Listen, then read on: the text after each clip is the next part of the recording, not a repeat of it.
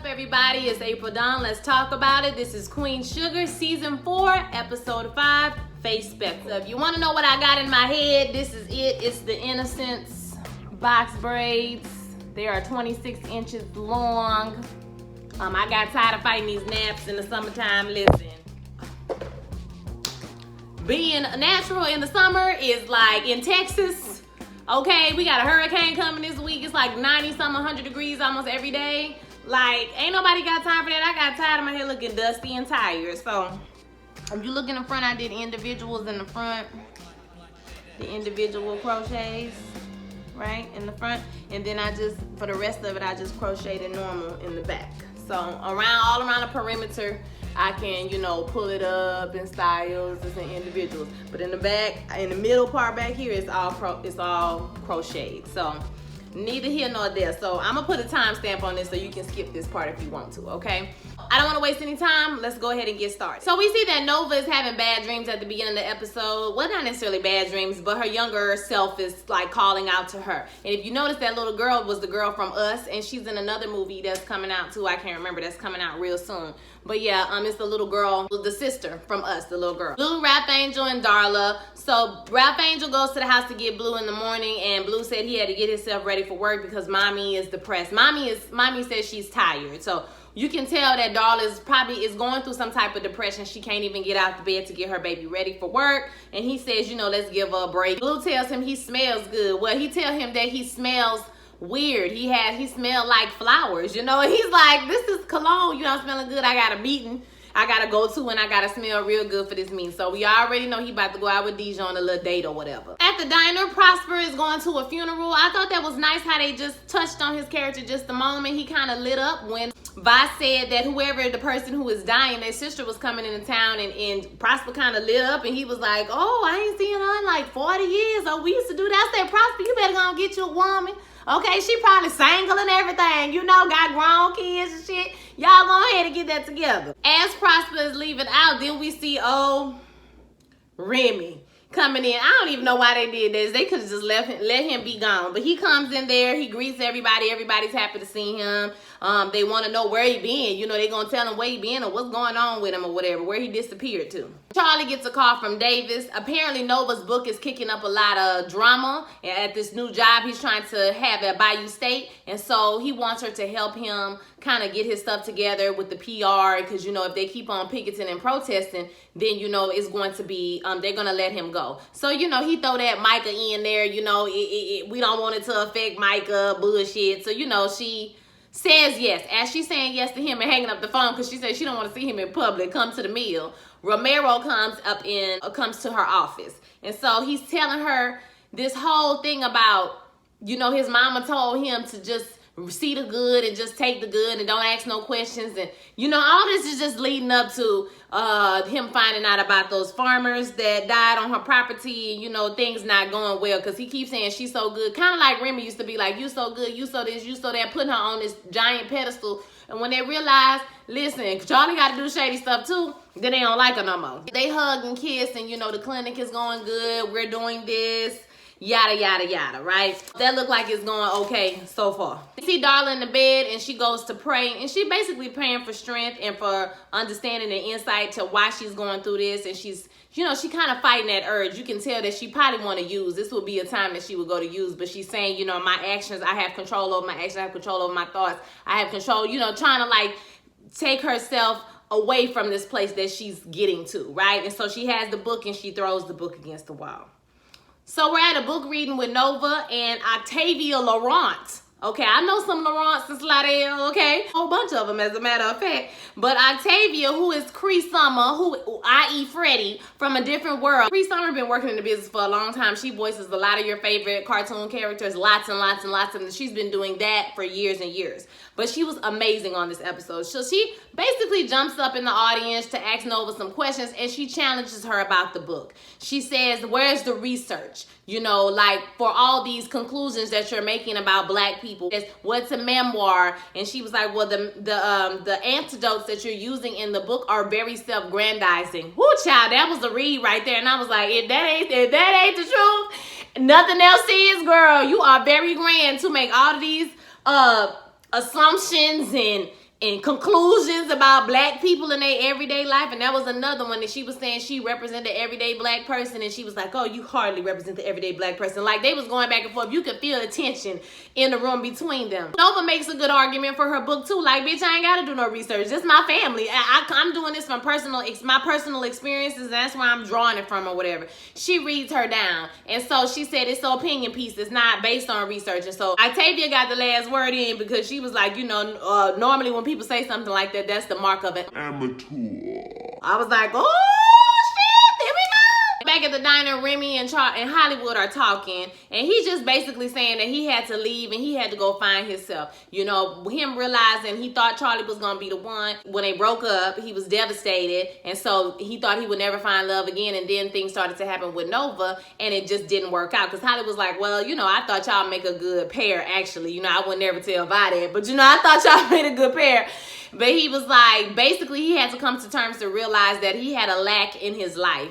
And he had a chip on his shoulder because he felt like life didn't turn out the way he wanted to be. And this town is his wife's town, basically. This is not where I'm from. This is not, you know, my roots. It's my wife's roots. So I tried to have a life here, but it's just not working. I need to go find myself. So he get his little pie and shit, you know, he collect himself, and he get up to leave, and he like, you know, tell him I said, you know, goodbye. Tell both of them I said goodbye or whatever. And, you know, him and Hollywood, you know, they dap each other up. I mean, I don't care. Like, I appreciate them bringing DeAndre back, okay? So he could tell us goodbye, and they didn't just, like, leave him off the story. But it's no point in him being there anymore if he's not going to be with Nova, especially with all the Nova drama. Like, that's a whole nother can of worms that's just, they not going to open that can of worms. So I'm glad they did give us a conclusion to the storyline, but it ain't made me no difference either way. He could stay gone for all I care. Okay, bye, Remy. Bye. Michael goes to jail to see Ann, and Michael, you know, he's been suffering with these survivor's remorse thing, you know, for a minute. He's been, you know, feeling guilty that his friend is in jail, and he tried to talk to Ann, but you can tell their relationship is different now. It's been a whole summer. Ann has been in jail. Things are different, and so Ann has a tattoo, and he said that homegirl gave it to him before he went in, because I'm assuming that it was a certain amount of times before he like went into jail for real or whatever. He was out on bail probably for a certain amount of time. And he said, you know, just remind him to keep his head up and all of that kind of stuff. And then Michael goes on to say, well, you know, he just starts to feel, he's feeling guilty about what they did, and they was trying to do something right, but maybe it wasn't worth it. And Anthony's like, don't tell me that shit. Don't you say that why I'm in here is not worth it. You know, I'm up in here losing a part of my life. You know what I'm saying? For something that we did, so it can't not be worth it. And Michael tells him that he's sorry. Davis and Charlie are at lunch talking, and basically the university, she's telling him, listen, the university demands more ethics than, you know, basketball players, than, you know, drunken hotel rooms. That's all the league requires, but, you know, university is going to require more. And he says, you know, he says he don't like it, you know, and she's like, well, you know, I know you privileged, so being treated like everybody else seems like, you know, you being treated bad. And he's just like, listen, I know I've been privileged and coddled and protected, you know, my whole life, but and I appreciate that and I understand that, but please do something, you know. He's basically going to lose his job if they keep on protesting.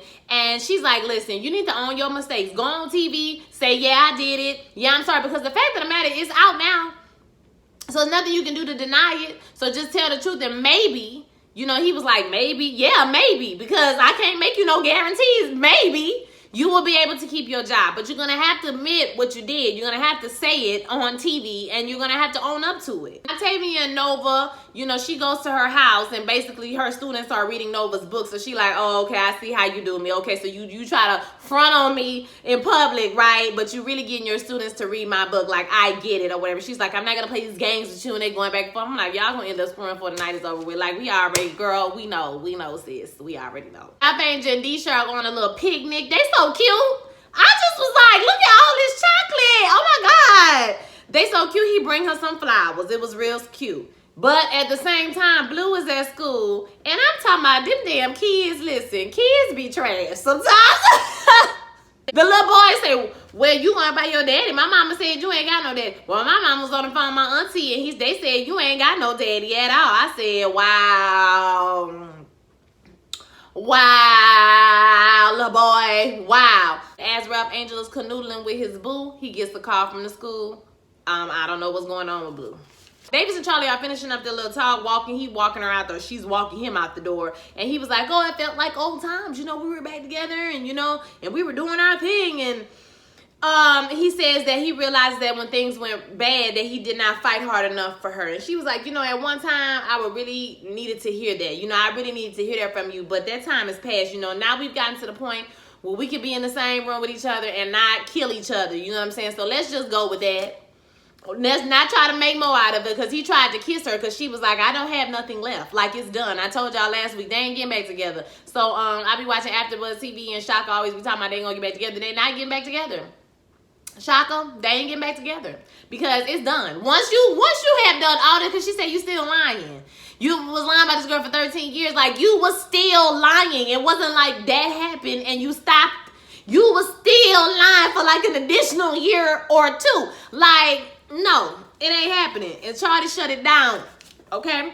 I in Hollywood are packing up their things from the repast and the funeral, and she tells him that she's scared all over again. I told y'all, Vi legit got PTSD from Jimmy Dale. She said that feeling that she used to have is back, the way she used to be, the way she used to act, the way she used to, you know, deal with everything that Jimmy Dale was doing to her. It's all coming back. And he's like, well, you know, I'm gonna protect you. I ain't gonna let nothing happen to you. And she's like, well, you can't protect me from the feeling that I have on the inside. And he tells her, I cannot protect you from that, but I can be there with you. Oh, Lord, I just need me a Hollywood. I just want somebody to be there for me, okay? Through the good times and bad times, I'll be on your side. Aunt Vi also says that she was there for Nova. She been there for her whole life. When her mama died, when this happened, she done raised her and she done helped her and shape her and mold her. And how could she ever do this to her? She don't know if she will never forgive her. She doesn't know if she ever will forgive her. Nova spit in her face.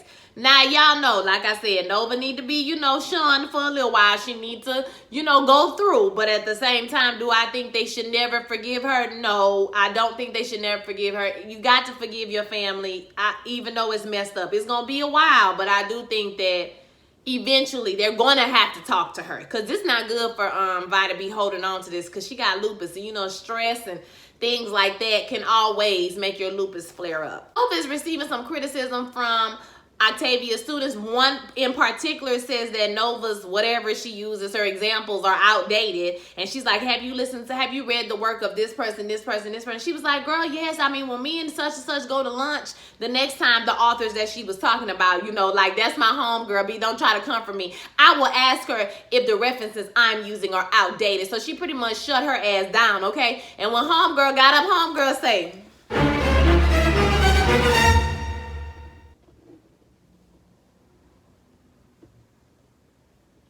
I said, well, damn. I mean, she stared Nova down all the way out the room. But that's because it took me about 2 seconds to put together that homegirl when she said, oh, I know you got a type.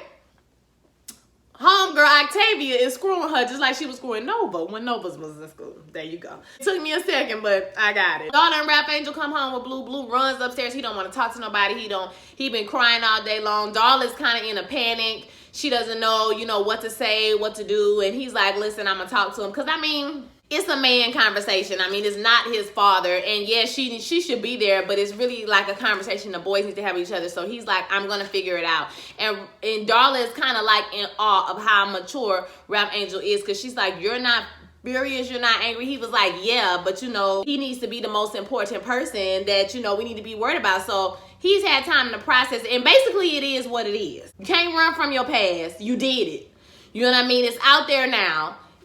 All we gotta do is right now is deal with our son, and that needs to be the most important, not me and my feelings. So it kind of got Darla out of her feelings a little bit to think about like her child and how this is affecting her child, and you know, put her back in that mindset. Charlie goes down to the clinic and she's talking to Romero. In the midst of the conversation, the clinic gets raided by ICE. Now apparently they're not supposed to do this with the designated safe areas, but with this administration, which the ICE agent so quickly points out that you know, they allowed to do whatever they want. So they run up in there, they take little Ignacio and his whole family, child. Ignacio, all of them, child, take him, and he hollering, and she talking about she gonna get him a lawyer, and it's a whole ass mess, okay? After that, she talks to the sheriff.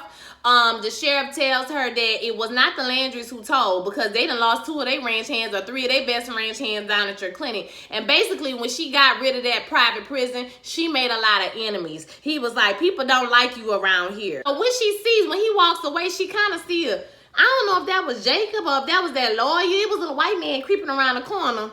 And she looked, I couldn't catch who it was though. If y'all caught that, please put that in the comments for me. So we see Michael with his friends. He's getting a tattoo. Now he a thug child. Drinking alcohol, can't even hold his alcohol. Okay, he's drunk and they got to pick him up and bring him home, I'm guessing. Well, Nova and Octavia go back and forth, y'all. I wasn't really getting into the whole conversation, all the quips about the books and, you know, the tell-alls, and she didn't think she would do that, and she thought she was going to academia, and then, but the most important part of this is that homegirl feels some type of way because she didn't mention her in the book. More than anything else, she was pissed that she only got like a couple of lines in the book about a professor, and she was like, was I not important to you? What about the time we spent together? Like, her whole character seemed real fraudulent to me. I'm just going to be honest with you. But Nova got a problem letting go of the past. Every time a hoe come back from the past, she be ready for her. I'll be like, girl, you need to let these hoes go. You go through all the old times, and then they start kissing, and you know, and afterwards they laying up, kissing, talking about the tour, the tour, how many days she going to be there.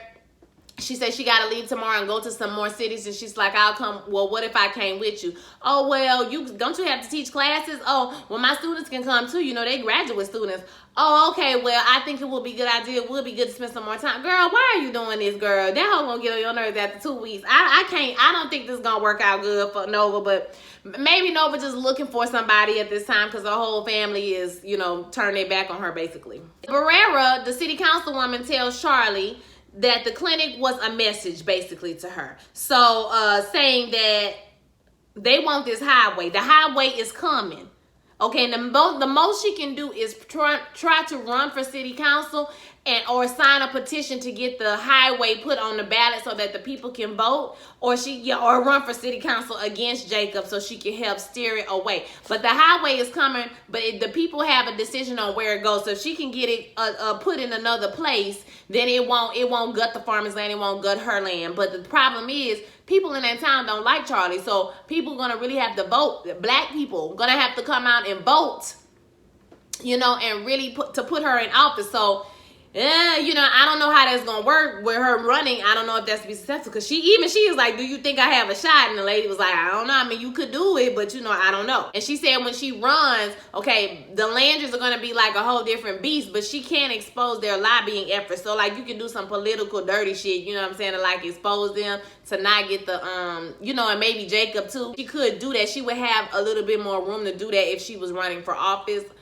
Or if she could back a candidate, but you know, it's nobody that wants to run, I don't think, at this time. So I think this is like her only option. If she running, she better be ready in 2 days. Charlie and Micah gets home, and I mean, Charlie gets home, Micah's already there. He in the bed laid out. She said, oh my God, did something happen to you? Because she see the patch on his arm. He's like, no, it's a tattoo. And she like, listen, are you drunk? Like, I just smell a liquor on your breath. And he's like, I mean, I just took a few sips, you know, da-da-da-da. And she was like, boy, you 17 years old. This was another reminder of how old Micah is, in case we forgot. Boy, you is 17 years old. The hell you doing out here drinking and all of this stuff? She was like, listen, if you ain't gonna listen to me, just let me know who you gonna listen to. And she gotta believe. He's like, I am listening to you. Micah, I don't know what's going on with him, but he's doing the absolute damn most. Talking about he getting a tattoo with Aunt in solidarity. Do any of them niggas got a tattoo? You just got one. For what? Okay? Like, he done already let you off the hook and said it's okay. Like, Micah getting on my nerves this season. I ain't gonna lie. That little Killmonger haircut getting on my fucking nerves too, to be honest with you. I in Hollywood go to bed securing they love, okay? And the next morning, Blue gets up and he goes to Ralph Angel and Darla and tells them that the friend told him that he wasn't his daddy. And he said, I thought we were a part of each other. This was like a heartfelt scene. Ralph Angel tells him that he is his father. He chose him. We are, you know, we're here. We in the heart. We a part of each other. Part of my soul is in your soul. Like, you are mine. I chose you. I picked you to be my father. To be your father. I want you in my life. And basically, I'm your daddy. Don't give a damn what none of them people say. I'm your daddy. Blue, he comes to like, it's so nice the moment that they have, because even with Darla, she's, like I said, she's just amazed at how Ralph Angel is handling this, and it kind of brings her around. And he looks at her mom. He looks at her and is like, "Are you my mom?" She's like, "Yes, I'm your biological mom. But even if I wasn't, you know what I'm saying? You would be my baby. I would choose you. I would, you know." It was just a nice moment between them, and that's how the episode went off. So this week I thought the episode was really good. It was it informed us a lot. It's one of them setup episodes, I think, that's gonna set us up, because this is 5, so we got, you know, we got the rest of the season. We're off now, so I think the Landrys are gonna be an ever increasing threat as per usual. I think that Charlie and Romero gonna run into some problems. Dave is gonna be doing full court press, and I low-key think that she might either gonna screw Jacob or screw over Jacob, okay? And I'm here for it.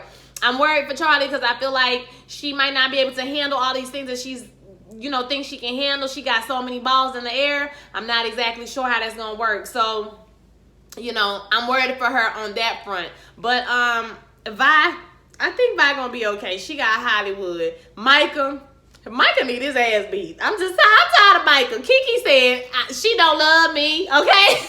Micah need to get it together. Maybe Micah need his daddy knock him upside the head. Like, where's Davis? Like, why is Davis not? I don't understand. And Nova, girl, bye. Okay, that's how I feel about it. I want to hear your thoughts on this week's episode. Don't forget to like, comment, and subscribe. If you want to follow me on social media, you can at Watch Dawn of A. My Instagram page is real low. I got like 92 followers. I need y'all to go to Instagram, follow at Watch Dawn of A. Okay, on Instagram. I post, when I make the videos, I post little funny videos of me singing, I post memes, I post pictures, I post things behind the scenes in my life and all that different kind of stuff, okay? So if you want to see it, go there, okay? Follow me. I'm a hot girl. I'm funny and I'm cute. Look at me. And I did my own braids. It took me till 2 o'clock today, y'all, from 8:30 this morning to do this. I'm about to go get my nails did, okay? So y'all have a blessed one. I will holler at you next week. Peace.